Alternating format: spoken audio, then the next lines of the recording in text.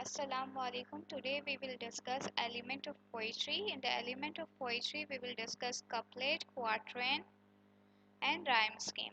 You must be thinking that why teacher is teaching these things. So these things could be asked in your examination by multiple choice question. So first we will discuss couplet. You can see in the example I have mentioned different type of lines. ये line को ज़रा आप ध्यान से देखेंगे तो मैंने हर pome की टू लाइंस उठाई है. देखो टू लाइंस.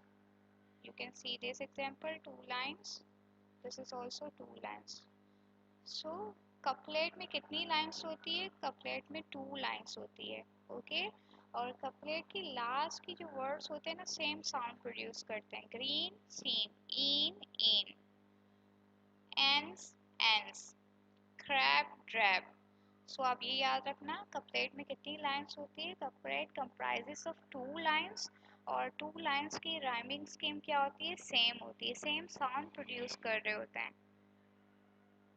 नेक्स्ट पर आते हैं quatrain.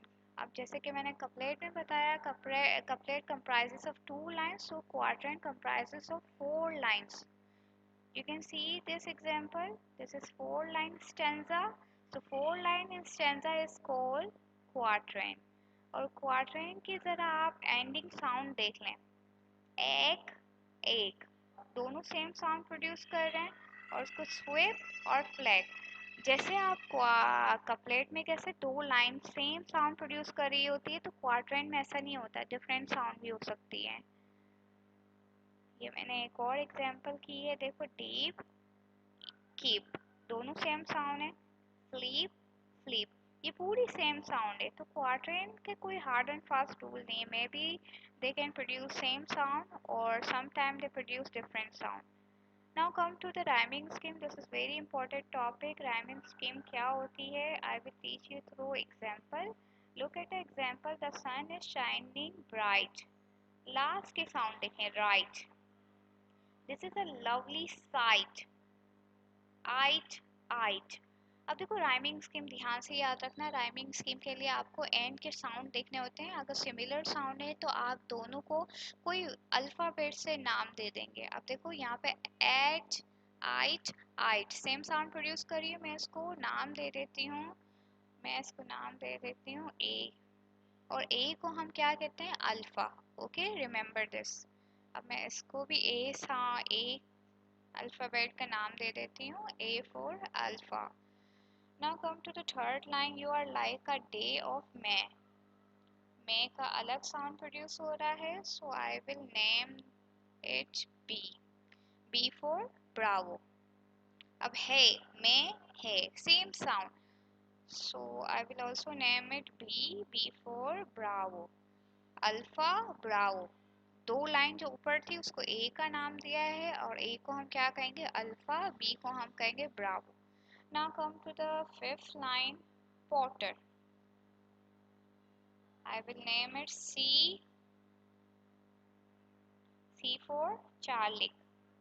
Daughter, Potter, daughter. Same sounds आ रहे हैं तो इसको भी C का मैं दूंगी. ओके ये देखो राइमिंग स्कीम आप देख सकते हो. आपके लास्ट के जो साउंड होते हैं ना वो आपकी राइमिंग स्कीम कहलाते हैं और आप उसको कोई नाम देंगे ए बी सी करके. अब आगे हम देखते हैं. Word heart same sound. D. D for delta.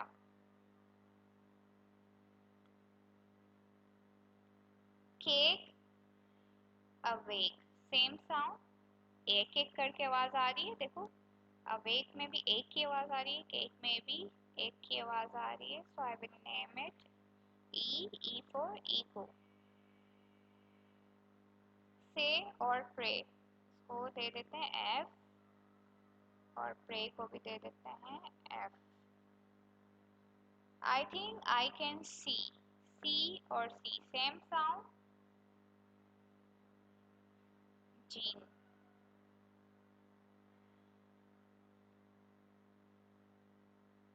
After so many days of drought down pour the rain. Rain or spend same sound.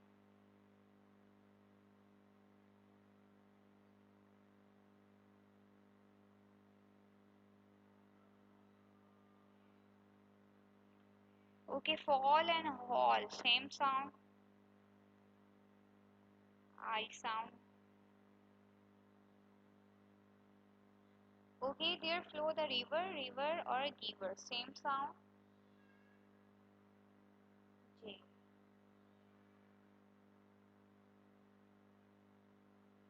Okay this is a rhyming scheme, मैंने आपके सामने ही राइम किया है उसको, alpha bravo charlie delta echo, और आगे eco के बाद कुछ भी ऐसा नहीं है कि हम उसको कुछ नाम दे सकते, तो अल्फ़ाबेट का ही नाम देते ना, FGHIJ।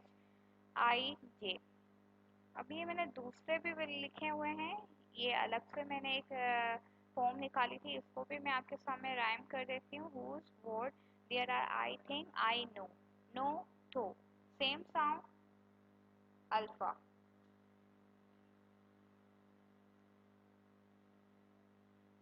He will not see me stopping here. E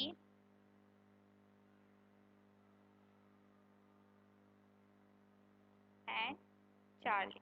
अब देखो इसमें दो लाइन एक साथ मैच नहीं हुई, देखो ब्रावो दो दफा नहीं आया, एक दफा ब्रावो आया और दूसरी दफा चार्ली आया। तो आप याद रखना, आपको लास्ट के साउंड देखने होंगे, then you will make rhyming scheme.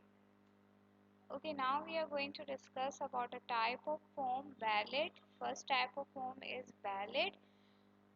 Okay, in your first year you have studied one poem, Lucy grey. Lucy grey में आपको पता है स्टोरी थी, एक बच्ची अपनी मम्मा को ढूंढने जाती है और फिर वो अपना रास्ता भटक जाती है, पूरी स्टोरी है, फिर वो मर जाती है। तो ऐसी पोम जिसमें स्टोरी हो वो उसको हम क्या कहते हैं, we call it ballad. Okay, याद रखना, ऐसी पोम जिसमें स्टोरी हो उस पोम को हम क्या कहते हैं, ballad. Now come to the sonnet, this is very important topic. Sonnet, sonnet आपके सेकेंड ईयर के लिए बहुत इंपॉर्टेंट टॉपिक है, इस पे क्वेश्चन भी आता है और एमसीक्यूज भी आ सकता है। ऐसी पोम जिसमें 14 लाइन्स हो उसको हम क्या कहते हैं, we call it sonnet. You can see the example, मैं आपके सामने ये काउंट कर रही हूँ, पहले मैं इसको इनलार्ज कर देती हूँ, फिर आप देख लें, इसको हम काउंट करते हैं। I think this picture is very clear to you. Now we are going to count this line. 1, 2, 3, 4, 5, 6, 7, 8. Okay? 9, 10, 11, 12, 13, 14. 14 lines. 14 lines poem is known as sonnet.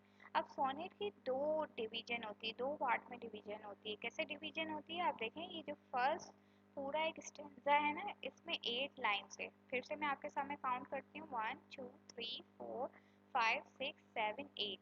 Okay, this 8 line is known as Octave.